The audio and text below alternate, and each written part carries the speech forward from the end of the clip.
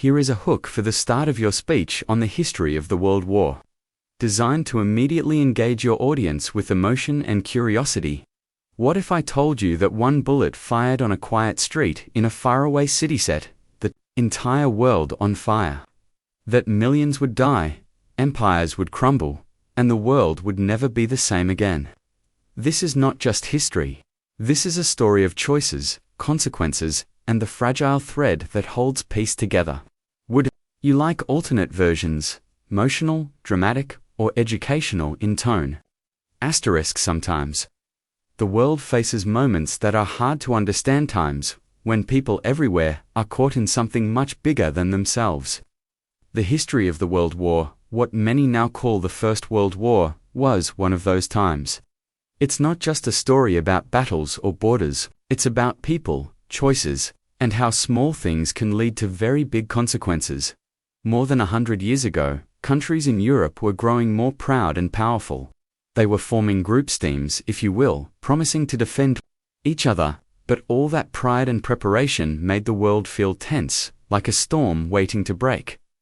Then one day, a man named Archduke Franz Ferdinand was killed, and just like a line of dominoes, one country after another joined a war that soon spread across the globe. Soldiers left their homes, families said goodbye, and trenches became the homes of millions of men who hoped they'd see peace again.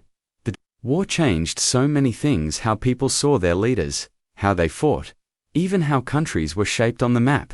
When the war ended, it left scars. Some you could see in ruined cities. Others were quieter, like the grief in someone's heart, or the silence at a dinner table where a brother used to sit.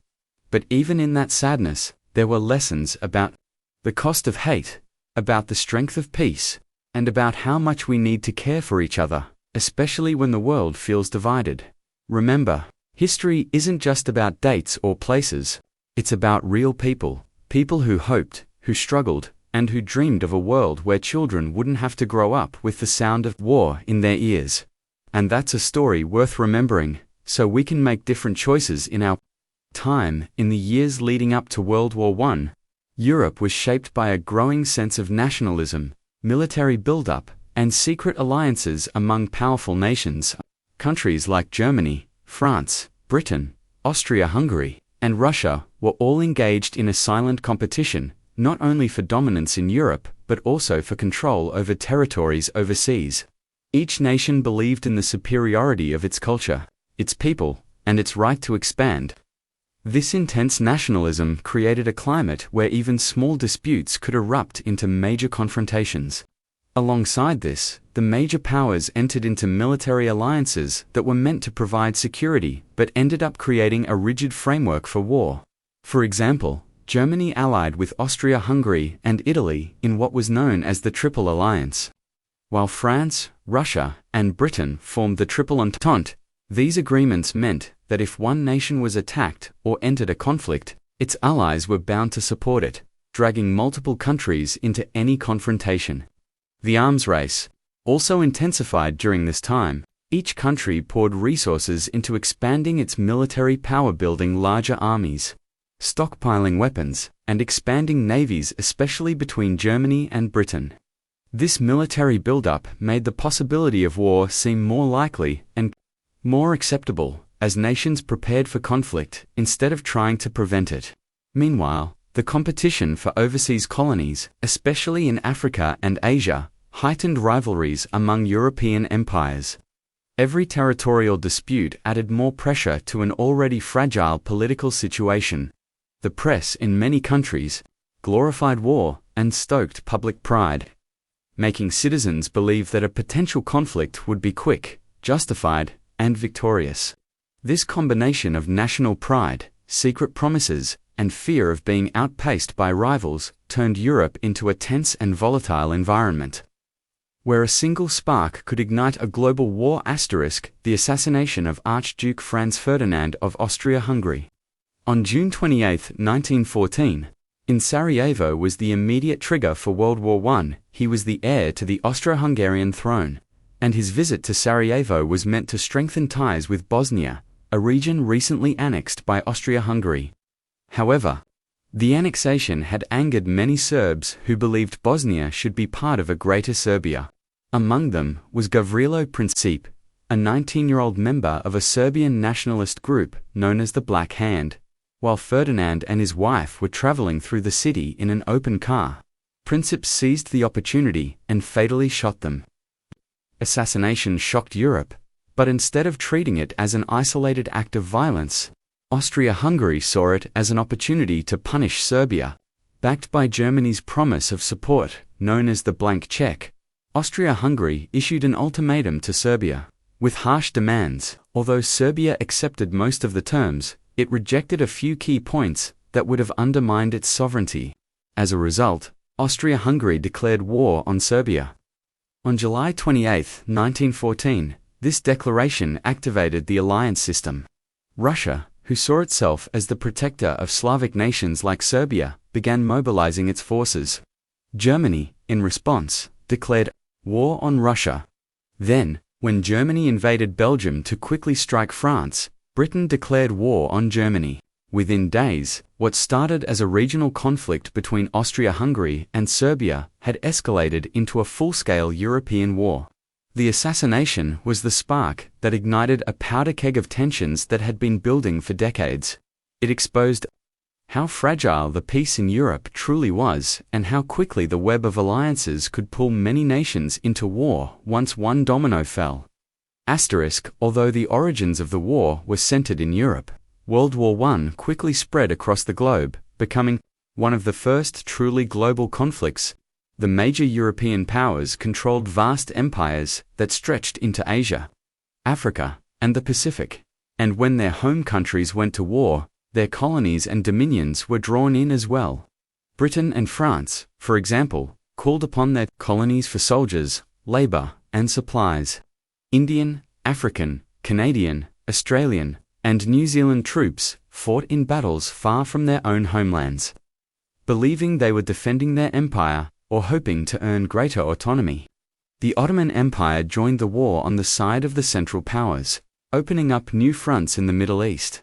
Battles were fought in modern-day Iraq, Syria, Palestine, and the Arabian Peninsula.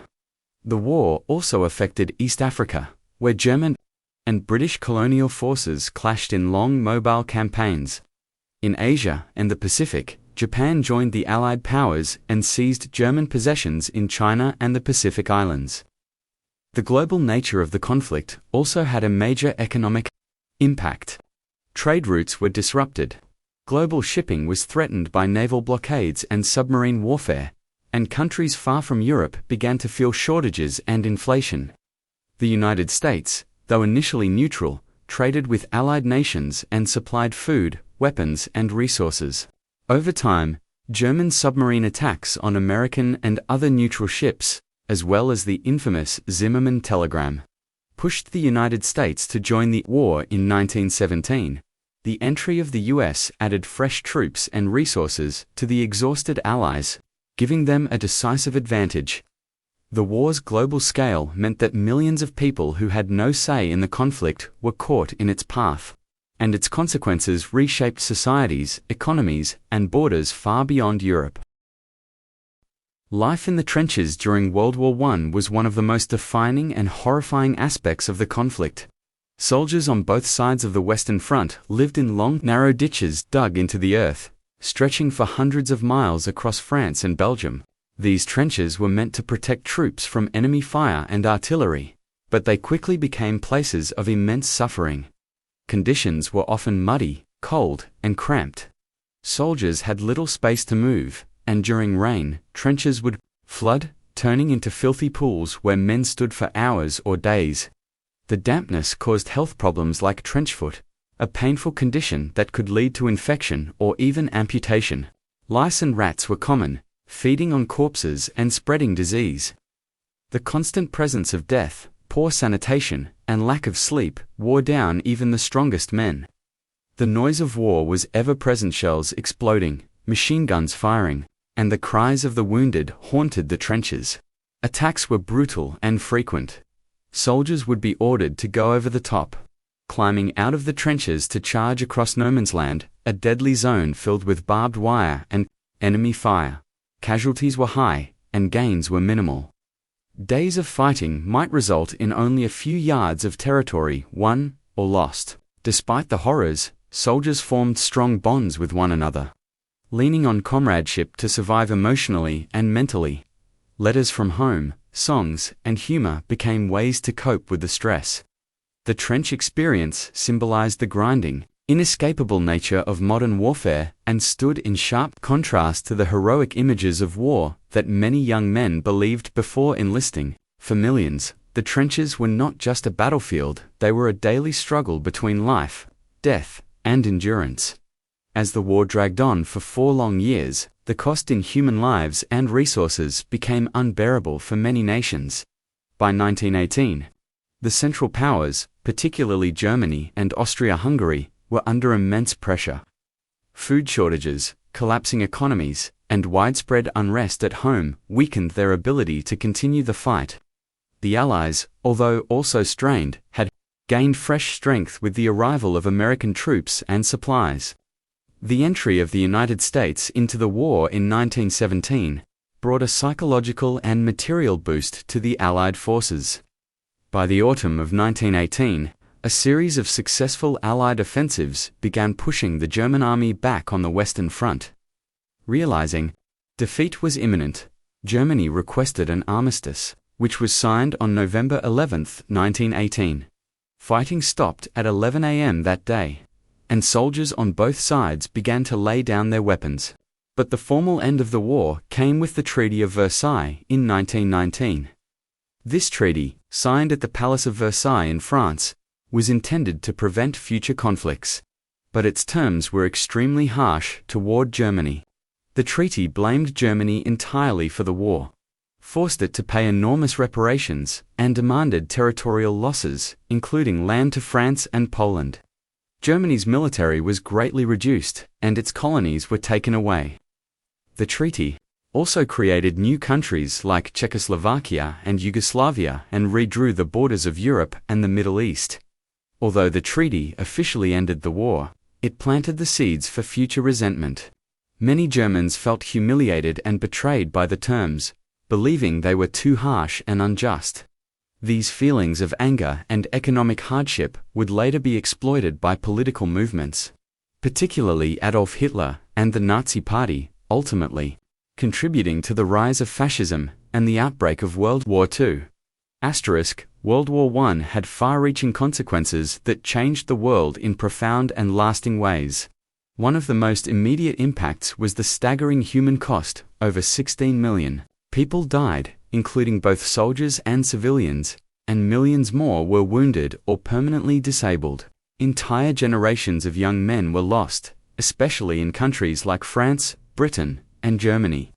The psychological trauma of the war also left deep scars, with many soldiers suffering from what was then called shell shock, now recognized as post-traumatic stress disorder, PTSD. The political landscape of Europe was drastically altered. For major empires, the German, Austro-Hungarian, Ottoman, and Russian collapsed, either during or shortly after the war. In their place, new nations were formed, often without considering ethnic or cultural realities, leading to instability and future conflicts. The Russian Revolution in 1917 led to the rise of the Soviet Union, which would become a major global power. The war also changed the way societies functioned. With so many men fighting at the front, women took on new roles in factories, offices, and hospitals, contributing to shifts in gender expectations and eventually to women's suffrage movements. In many countries, economically, the war drained national treasuries, led to massive debt, and caused inflation and hardship in both Europe and its colonies. In addition, the war prompted advances in technology and warfare, introducing tanks, chemical weapons, machine guns, and aeroplanes, which transformed how wars would be fought in the future. Internationally, the League of Nations was formed in an attempt to prevent future wars. Though it lacked the power to enforce peace effectively, the cultural effects were also significant, with disillusionment reflected in art, literature, and philosophy. Overall, World War I marked the end of an old world order and the beginning of a new Uncertain era in human history. Asterisk here is the conclusion of the entire speech on the history of the World War. In a reflective and gentle tone, so when we look back at the history of the World War, we see more than battles and borders. We see the weight of choices, the cost of pride, and the pain of a world that forgot how to listen before it fought. Millions of lives were changed, some lost, some reshaped forever. It was a moment when the world stood at a crossroads and learned, through great suffering, how fragile peace truly is. Remembering this history is not just about facts and dates, it's about people, and what happens when we forget our shared humanity, and perhaps, by holding on to those lessons, we can build a future where understanding leads, and where the voices of peace are louder than the drums of war. Asterisk, asterisk.